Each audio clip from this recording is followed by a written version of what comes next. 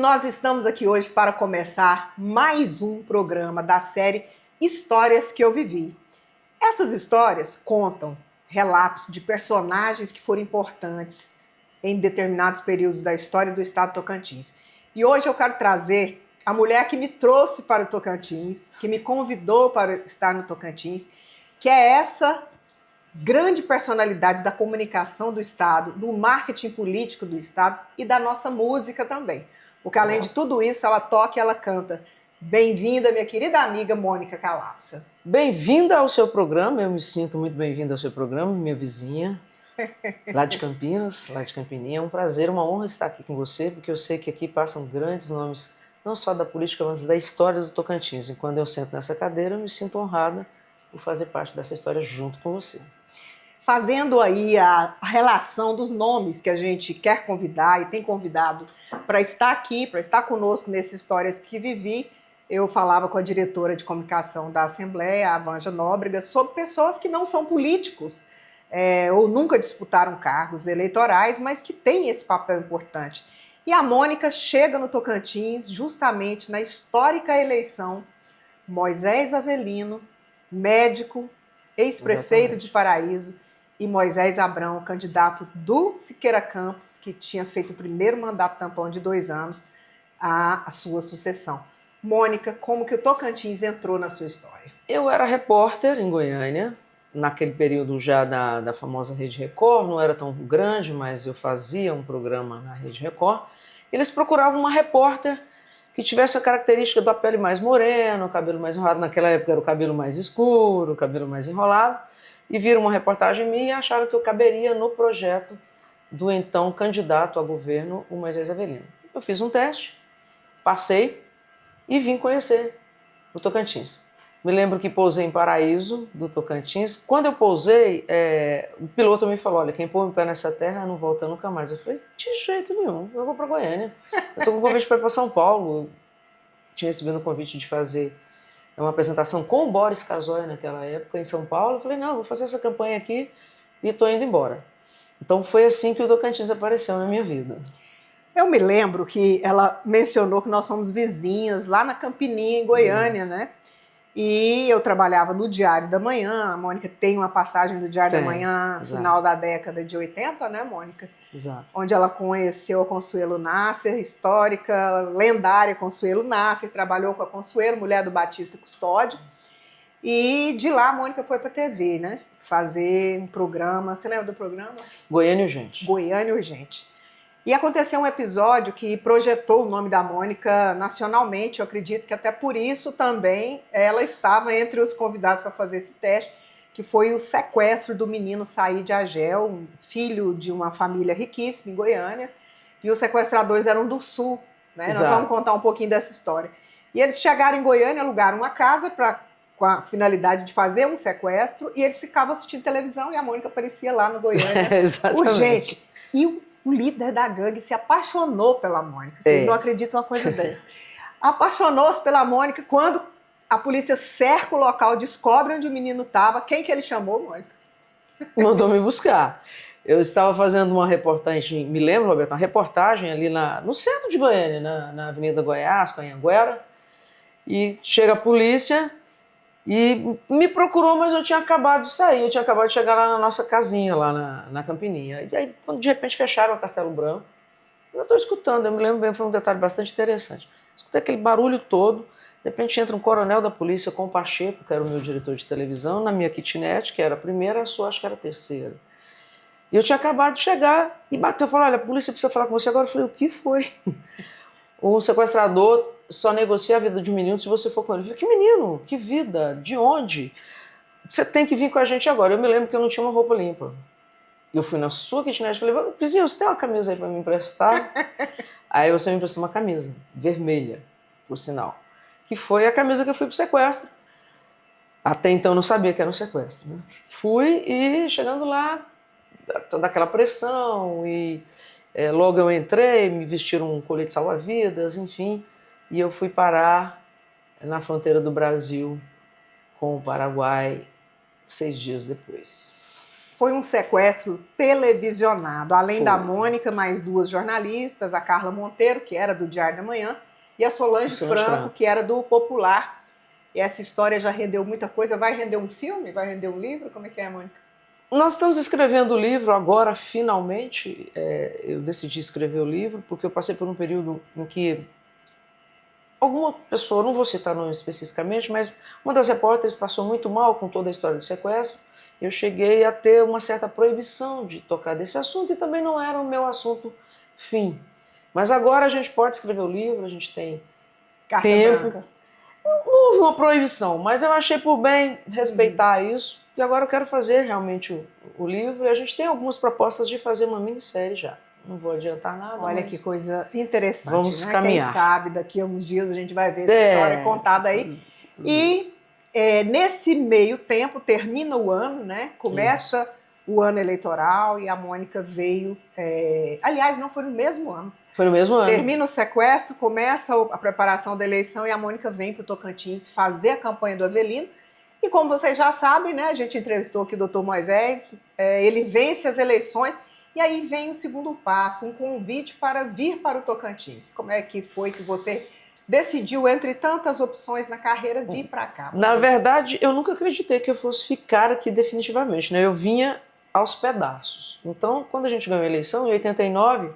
Em agosto de 89, o sequestro acabou, ali por volta do Dia dos Pais. Logo saiu o meu convite para fazer a campanha. Eu vim em novembro de 89 conhecer o Tocantins. Quando voltei, já voltei para fazer a eleição. Quando ganhamos a eleição em 90, o então governador, doutor Moisés, falou: Mônica, eu preciso de alguém que venha trabalhar na comunicação do Estado, ajudar a implantar a rede de comunicação do Tocantins. Já existia a Comunicatins, mas não havia uma rede, não havia um jornalismo mais avançado, nada com lead realmente. Então a gente falou: não, eu vou, doutor, eu vou ficar aqui, governador. Quantos meses o senhor precisa de mim? Não, Mônica, acho que 6 meses é possível você fazer tudo isso. Então 6 meses a gente fica aí. E aí começamos a trabalhar na Comunicatins como diretora de comunicação e estamos aqui até hoje. E aí a história mudou, né? Essa Mônica que veio primeiro ser repórter de TV da campanha. Lembro do Oscar Leme. Do Oscar Days, né? Oscar Days. Tudo aquilo, as coisas evoluíram e a Mônica fincou raízes aqui no estado do Tocantins.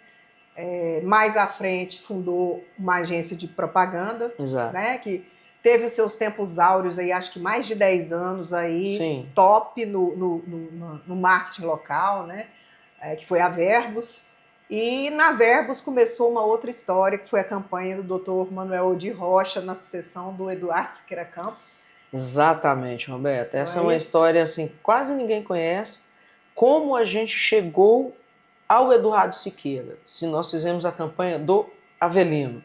E havia ainda essa dificuldade, como é muito grande. Melhorou, mas ainda as pessoas tinham na cabeça o seguinte, que você profissional contratado para fazer campanha do Siqueira ou do Eduardo não podia fazer campanha aí você tinha que escolher um lado, ou era siqueirista, ou você era siqueirista, ou era Modeba, ou nenhum dos dois, e aí você ficava perdido ali no limbo. O Eduardo é uma história engraçada. Nós tínhamos logo fundamos a agência de propaganda, eu tive um sócio, que é o Eduardo Garcia, a gente fundou junto, ele trabalhava na Secretaria de Infraestrutura, e aí um dia nós não tínhamos quase nada para fazer, nós decidimos sair, tomar uma cerveja, e não, vamos fazer uma agência? Vamos. Aí criamos. E aí o que acontece? A gente tinha um escritório pequenininho ali perto da JK, ali bem pequeno ali, e aí me chega um assessor do Eduardo Siqueira, que tinha ganhado a eleição, e fala assim: olha, o Eduardo gostaria de falar com a Mônica. Eu tinha só uma secretária e uma parede. Aí a minha secretária bateu na parede e falou assim: Mônica, o Eduardo quer falar com você. Eu falei: o Gomes. Porque o Eduardo Gomes era nosso amigo de cerveja e tal. E eu falei: não, é o vereador, eu vou falar com ele já já. Meu retorno para ele, pode falar que eu retorno. O Joaci foi embora, era o Joaci, né? Passou uns 3 dias, eu tentei ligar para o Gomes e ele não atendeu. Eu falei: bom, se ele vir aqui novamente. O Joaci voltou lá, falou: o senhor Eduardo, ele não falou, prefeito. Ele não falava que era o Siqueira, era o Gomes. O Eduardo quer falar com você. Eu falei: mas eu já liguei para ele. Fala para ele que eu já liguei para ele 3 vezes, mas se for preciso eu vou na casa dele. Passaram-se mais uns 3 dias, Joacim voltou, o prefeito Eduardo Siqueira Campos gostaria muito de falar com vocês, com a Mônica e tal. Aí, depois a cabeça falou assim, o prefeito? Aí ele falou, sim. Eu falei, o senhor tem certeza? Porque eu fiz a campanha do Avelino. Ele falou, não, o prefeito quer falar com vocês. Vamos fazer uma pausa, porque essa conversa vale mais um bloco. Eu venho daqui a pouco, no segundo bloco, não saia daí.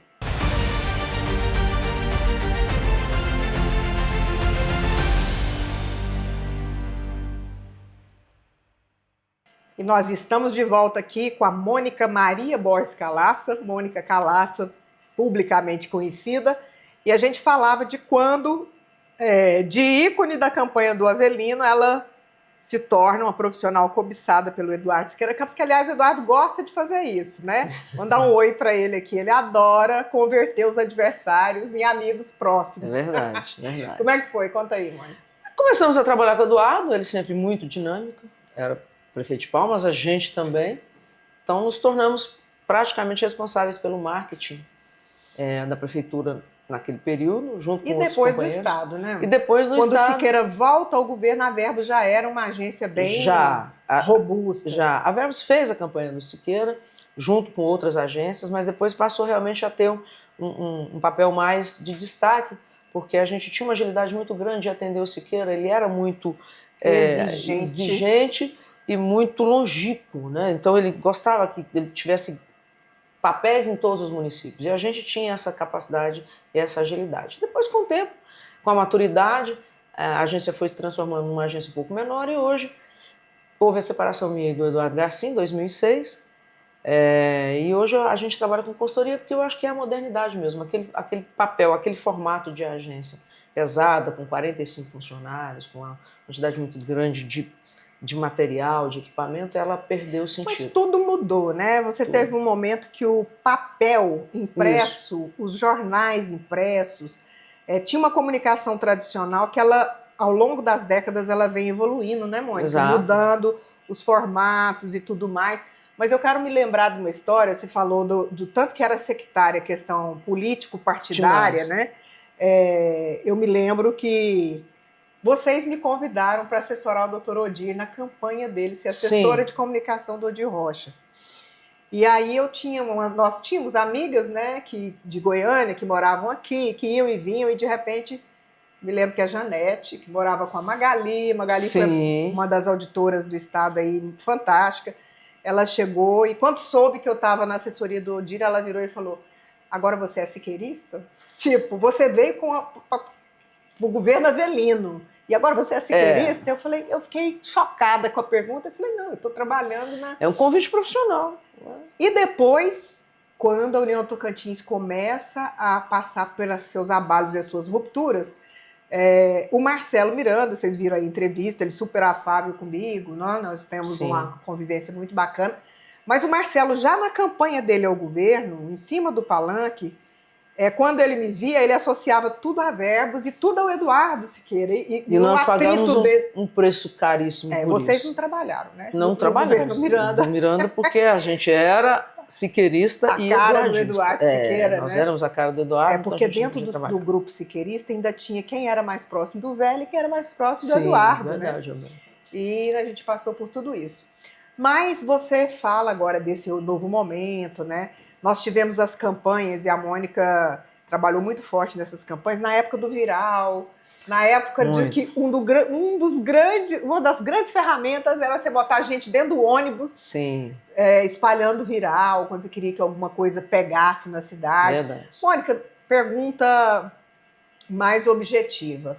Você, como profissional do marketing, foi proprietária de agência, sei que você fez um doutorado, que hoje você presta essa consultoria. Mudou muito o marketing à moda antiga e o marketing eleitoral de hoje, ou mudaram só as ferramentas? Mudaram-se só as ferramentas. O marketing, na verdade, como construtor e destruidor de personalidades e conceitos, ele é exatamente o mesmo. As ferramentas utilizadas são diferentes. Antes você usava pessoas na rua, antes você usava carro de som, antes você usava grandes e belas caminhadas. Hoje você usa textos que são escritos digitalmente. Hoje você usa rede social. Hoje você usa disparo de telefone. Mas o conteúdo, se você fizer a devida comparação com a evolução da língua, é o mesmo. Então, para desconstruir um candidato, hoje é o WhatsApp. E a fake news? Provocação. Sim. Hoje, por exemplo, você tem... A fake news hoje ela tem um papel importante na desconstrução.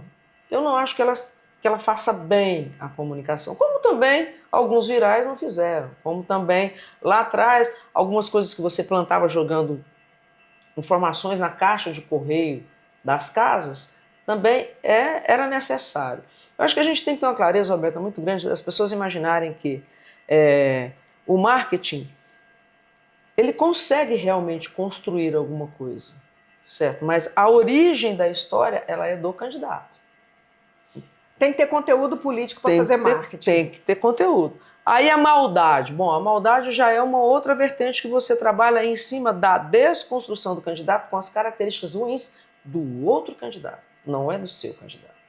Você não vai pegar, por exemplo, todos nós temos lados de dualidade. Então, por exemplo, quando eu vou fazer alguma coisa que, vamos dizer assim, seja uma maldade numa campanha eleitoral, maldade entre aspas, que seja alguma coisa que vai trazer um resultado para a gente esperado, você vai trabalhar em cima dos erros dos candidatos. Se ele não tiver, você não consegue trabalhar.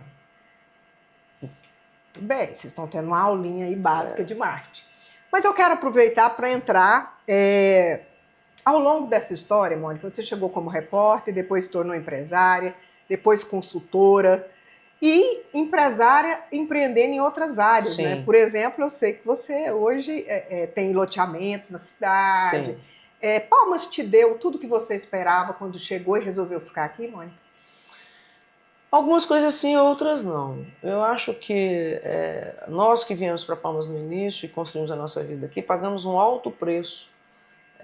No meu caso específico, por exemplo, eu nunca consegui trazer minha família para ficar para cá, embora tenha tentado, então eu me tornei uma pessoa sozinha aqui. Empresarialmente, sim, eu sempre fui muito obstinada em conseguir as coisas.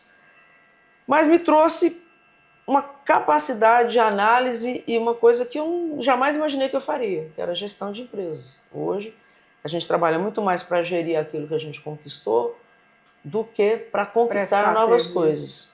Porque é muito difícil você...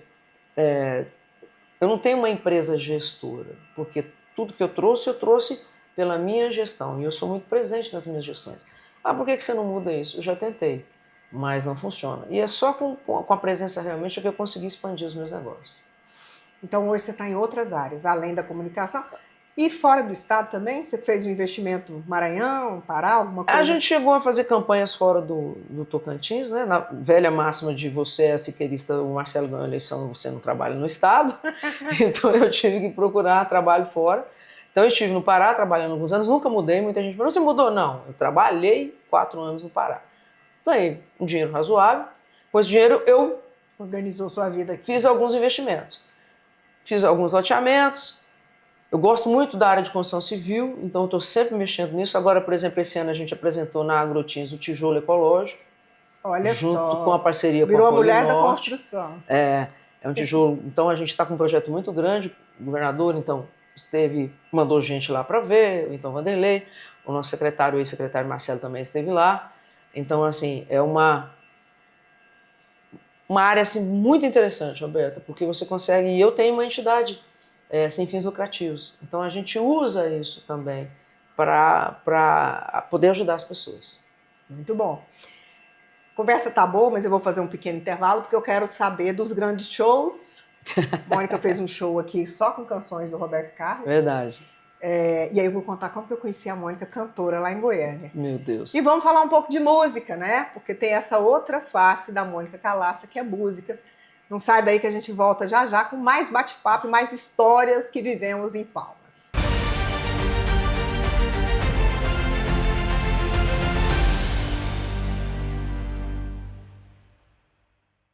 E nós estamos de volta porque o tempo voa já no terceiro e último bloco desse programa aqui com a Mônica Calaça.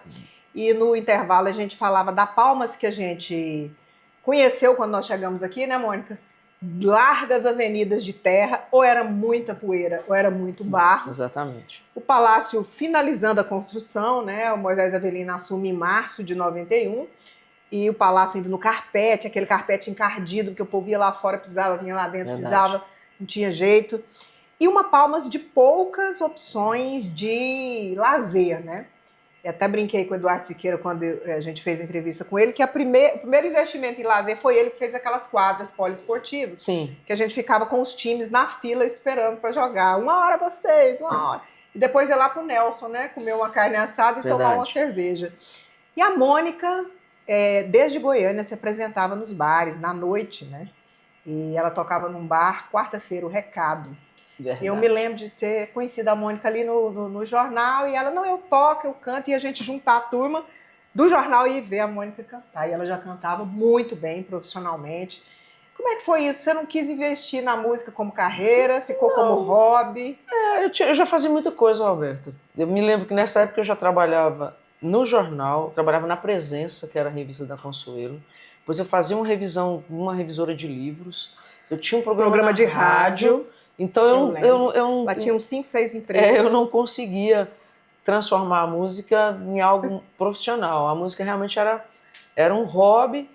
Ganhava dinheiro, a gente estava começando a vida. Em bar, tocava em bar, então eu ganhava bem. Era assim, o Recado foi um pulo, depois foi pro Bebes. Me lembro demais. Que era bombado, e aí acabou que ficou assim.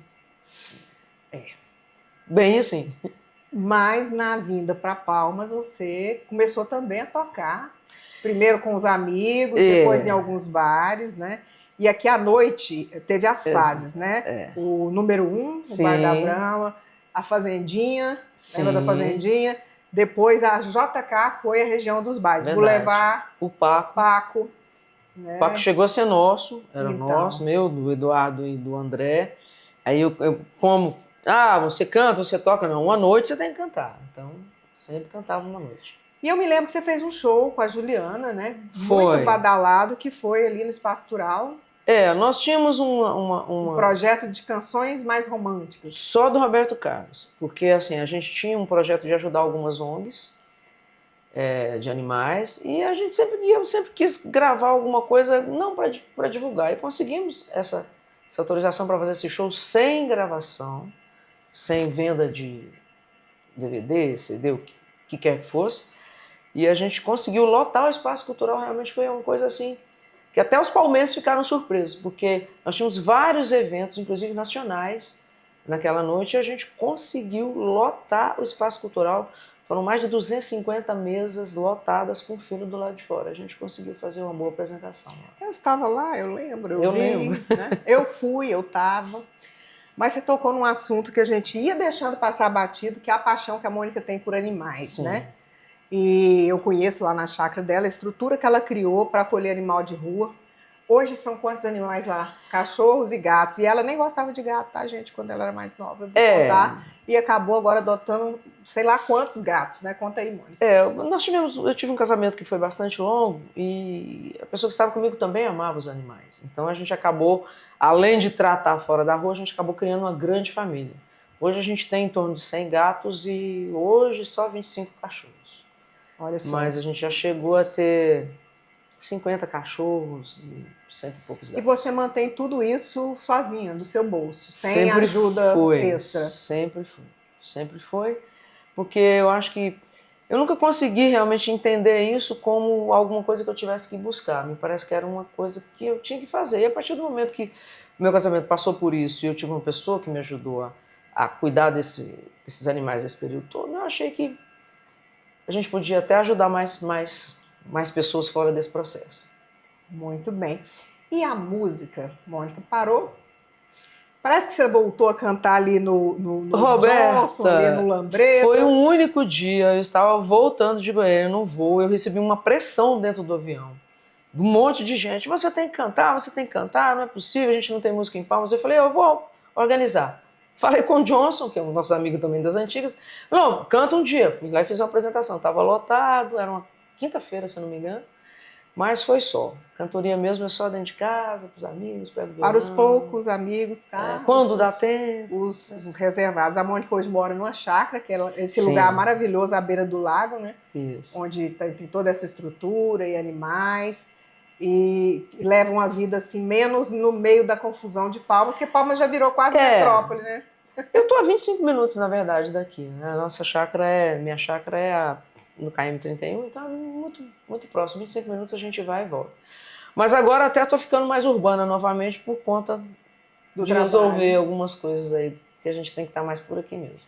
Eu vou fazer um bate-bola com a Mônica. Eu gosto de trazer pessoas que estão aqui desde esse começo, porque são muitas memórias que a juventude de Palmas não imagina como é que era essa cidade quando nós chegamos aqui no auge dos nossos 20 e poucos anos, né?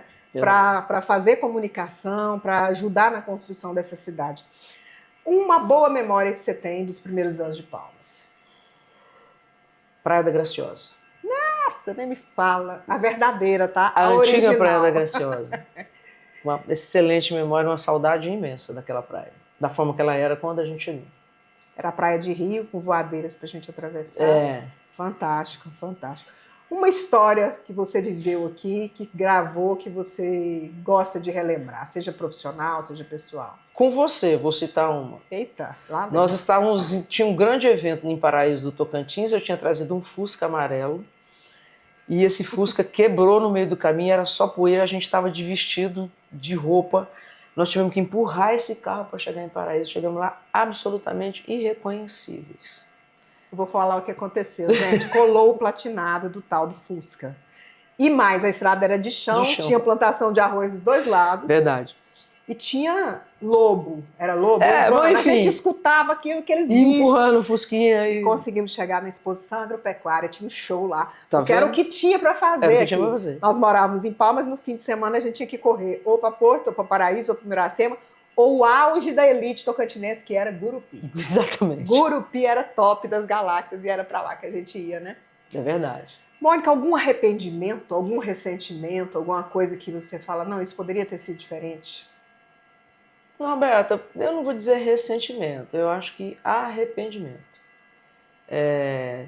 Eu me arrependo de não ter procurado, talvez, me apresentar melhor profissionalmente para as pessoas que me tinham como siqueirista apenas. Eu era uma boa profissional, uma profissional capacitada, e eu acho que me resumi, eu deixei que me resumissem a isso e eu paguei um preço muito alto por isso. Então é um arrependimento de eu não ter colocado isso com mais clareza. Você abraçou com paixão essa fase siqueirista e isso ficou muito gravado? Abracei com paixão porque eu faço tudo com paixão. Mas assim, eu sempre tive um grande respeito pelo ex-governador Siqueira Campos, mas por todos os outros. Sempre tive uma boa relação com o Eduardo Siqueira. Hoje não estou no governo dele, não faço parte do governo dele. Mas assim, ficou muito rotulado. Nós pagamos um preço muito grande profissionalmente por isso. Então eu tenho um arrependimento talvez de não ter tratado isso com mais clareza. Com mais distância. Mais distância, com certeza. E os planos para o futuro? Posso dizer que a Mônica vai envelhecer e morrer aqui, como eu pretendo, ou não? Goiânia te espera, me conta aí, é verdade. Eu gosto muito de Goiânia, eu vou muito a Goiânia, minha família está em Goiânia. Mas eu gosto de Palmas. Tanto que os meus empreendimentos são aqui, a minha casa é aqui. Eu me sinto bem aqui. Aqui a gente vai no bar, eu, por exemplo, tenho carteirinha ali no mercado. Então, assim, eu gosto de Palmas, amo Palmas e eu pretendo ficar aqui. Bom, gente, vai chegando ao fim aqui a nossa conversa. Eu acho que homenagens a gente faz em vida, né? Claro. E esse programa é uma homenagem à Mônica. Obrigada. Que tem uma história aqui, e aí eu costumo dizer, a gente era vizinha realmente, eu recebi um convite para vir para o Tocantins, na mesma época que ela veio para fazer campanha, mas eu estava no fim do segundo ano de jornalismo e achei melhor não, ela veio, ganhou a eleição, e quando foi montar a equipe, me convidou, e eu vim para ser chefe de reportagem da extinta TV Manchete, Rede Comunicatins. Verdade. Então essa minha chegada ao Tocantins eu devo à Mônica, e pela grande profissional que ela nós abrimos esse espaço nesse Histórias que Vivi. Foram muitas histórias que vivemos, Mônica, e outras que ainda viveremos, eu tenho certeza. Estamos vivendo. Na construção desse estado, vou deixar um desafio, que é você fazer um evento para que os cantores da terra, o povo gosta de dizer, né? Para que a gente junte todo mundo e cante as nossas homenagens ao Tocantins e deixe esse momento registrado na história. Tá feito o desafio, porque eu sei que você dá conta de fazer. Vou me comprometer a fazer, então. Um grande abraço a você de casa e até o próximo Histórias que Vivi.